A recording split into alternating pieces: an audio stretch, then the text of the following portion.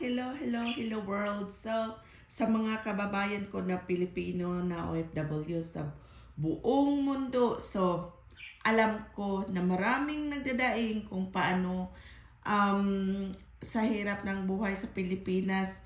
Alam ko kung paano kayo nahihirapan kasi yung mga sahod nyo naubos sa pamilya sa Pilipinas. Which is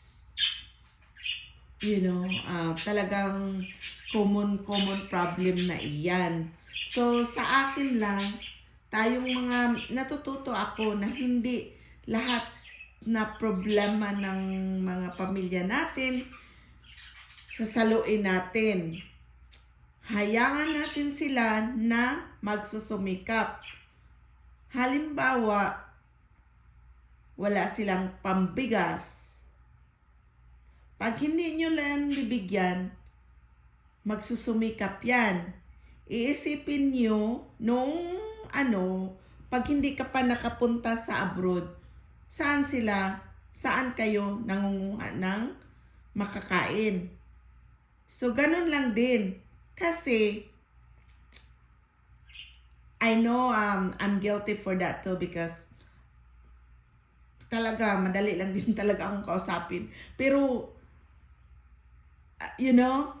matututo tayo. Matututo tayo na ididisiplina natin yung sarili natin sa pagbibigay. At saka, natutulungan din natin yung mga kamag-anak natin sa Pilipinas na hindi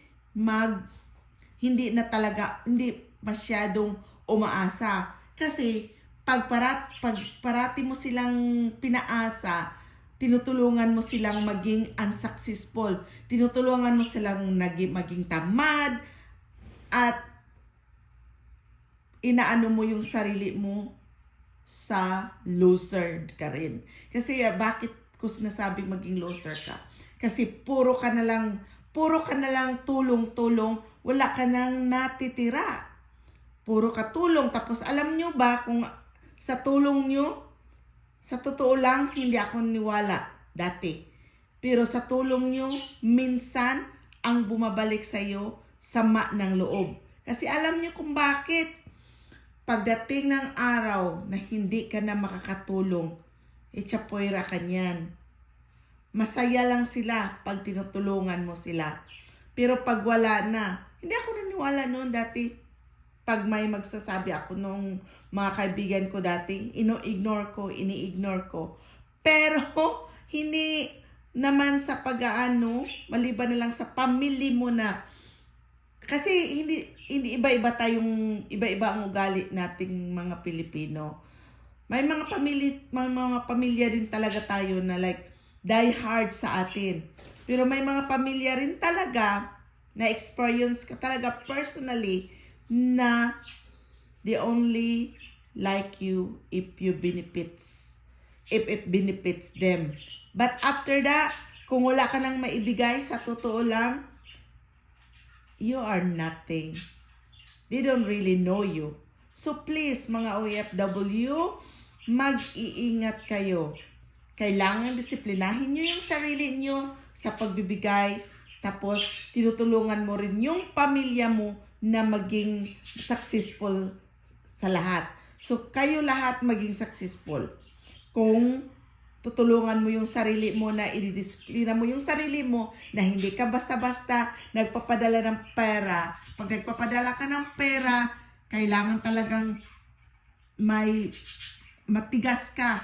Sabihin mo na, this is for investment, pangbigay ito sa pangbili ng kung anong i-invest mo, pero hindi lahat-lahat.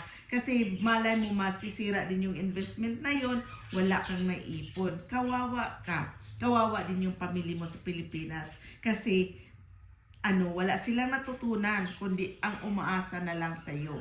So, tulungan mo yung sarili mo, tinutulungan mo rin sila na maging matatag, na maging talagang nagsisikap din. Kaya, ang hirap-hirap natin, parati tayo naghihirap sa Pilipinas kasi marami lang nakatambay na one time yung American na vlogger, si Brianna, nakikita ko, yung nagkakaroon siya ng boyfriend. Sabi, nagulat siya kasi lahat umaasa sa kanya. Tapos, walang mga trabaho. Lahat na lang patambay-tambay lang. Like, they always have a good time. They always go here, party there. Like, sabi niya, how do you... She have a dream and she have a goal in her life.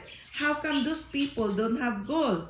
So siguro kasi nasanay, malay mo, yung mga pamilya nila sa mga nanay nila na nagtrabaho sa abroad, pinapadalhan parati ng mga pera. So syempre, paano na lang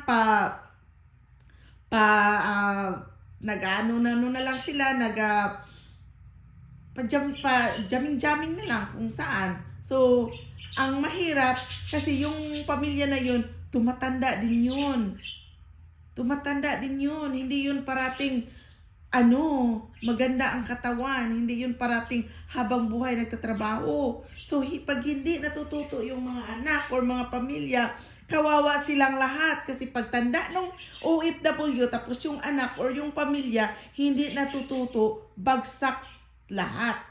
So, kaya kailangan kayo mga OFW mag-ingat-ingat, matututo.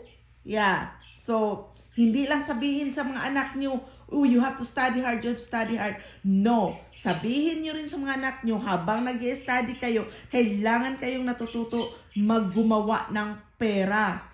Kasi pag hindi kayo natututo ng gumawa ng pera, pag mag-study lang kayo, pagdating ng araw na yung mga pinag-studyhan nyo, wala nang kwenta. Kasi in the future, wala na. Puro na mga machine, EI. Tapos, kung hindi ka marunong mag-business, kung hindi ka marunong gumawa ng pera, wala.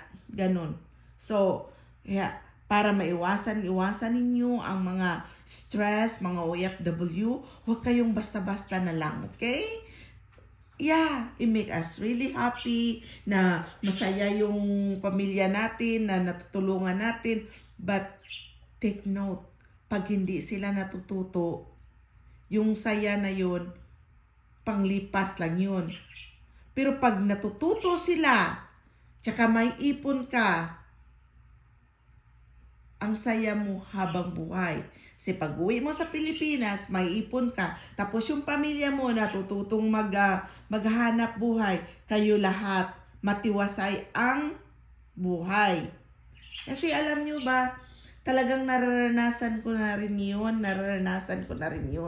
So, kahit marinig ito ng kamag-anak ko, one time, dati, padala ko ng pera, pero hindi naman lahat kasi sila halos lahat pinapadalhan ko kasi wala pang nasa-success na mga pamilya ko. So, ako lahat, pinapadalhan ko lahat, ganun. Tapos yung yung pamilya ko na yun, one time, pinapadalhan ko siya dati, pero kunti-kunti lang kasi yun nga, as I said, I help a lot of them. Kahit hindi lahat na bagay, pero halos sila lahat. Tinutulungan ko. This one time, ko siya na, yung gusto niya na, ko rin siya yung, ako ang gagasto sa kanya sa school. Sabi ko, hindi ko na kaya kasi mayroon din ako marami sila. Kung magsabi ako sa kanya na yes, marami hindi ko kaya. Sabi ko, no, I cannot, sorry. So, then after that, so sa awa naman ng Diyos, nakatapos din siya ng pag-aaral. Pero, nakikita ko, after na nagsabi ako sa kanya ng no, hindi na siya nagme-message sa akin. Tapos, hindi na siya, yung parang baliwala na ako. One time, nag-comment pa ako sa Facebook niya. Tapos, ng happy birthday. Tapos, binabaliwala ako, parang hindi niya ako kilala. So, tapos yung mga ibang nagko-comment, sabi ay very sweet siya. Oh, thank you ate. Tapos ako sabi niya, wrong spelling pa yung thank you. So sabi ko, oh wow, she only wants me because that time her respect is gone. So yun lang mga OFW, matatapos to video na to. I think 10 minutes lang. So yun lang mga OFW, mag-ingat-ingat kayo. So kailangan nyo talagang matututo, magtiyaga, magtigas,